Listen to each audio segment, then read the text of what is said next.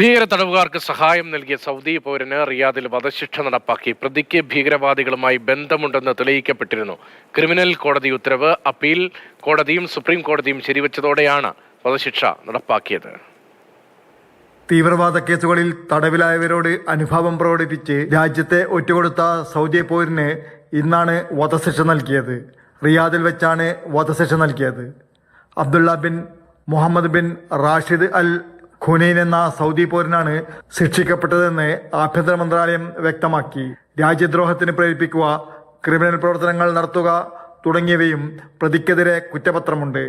Public പ്രോസിക്യൂഷന്റെ അന്വേഷണത്തിൽ തെളിയിക്കപ്പെടുകയും പ്രത്യേക criminal കോടതി പുറപ്പെടുവിച്ച വധശിക്ഷ അപ്പീൽ കോടതി, സുപ്രീം കോടതി എന്നിവ ശരിവെക്കുകയുമായിരുന്നു. റിയാദ് പ്രവിശ്യയിലാണ് ഇന്ന് വിധി നടപ്പിലാക്കിയത്.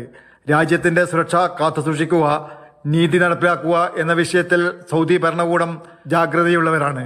രാജ്യത്തിന്റെ സുരക്ഷ തകർക്കുവാനോ ഐക്യം തടസ്സപ്പെടുത്തുവാനോ ശ്രമിക്കുന്നവർ സൗദി നിയമം അനുസരിച്ച് കടുത്ത ശിക്ഷയ്ക്ക് വിധേയരാകേണ്ടി വരുമെന്ന് ആഭ്യന്തര മന്ത്രാലയം വ്യക്തമാക്കി. Mathrubhumi news, Riyadh.